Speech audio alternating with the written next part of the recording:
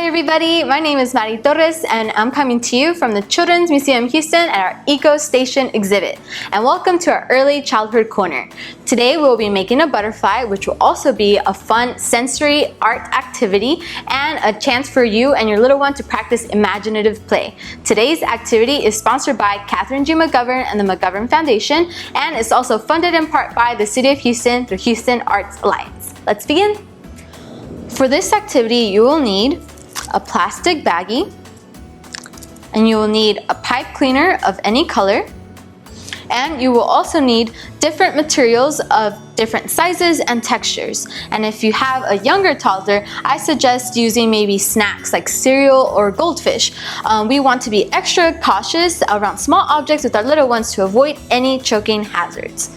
So today I have some pom-poms, some packing peanuts, some crinkle, and some sticker shapes.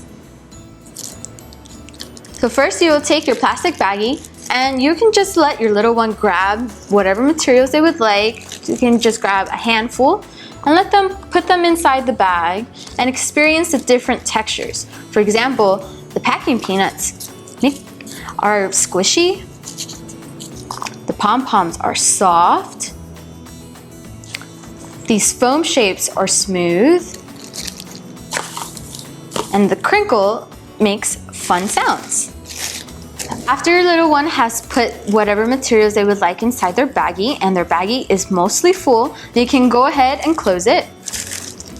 And once you have closed your baggie, you can move around your materials and let your child play with the bag so they can feel all the different materials inside the bag and also play with the sounds that the baggie is making. After that, you can take your pipe cleaner and we're going to put it down the middle of your baggie. But first, you want to create a little path in the middle of your bag. So this is about center.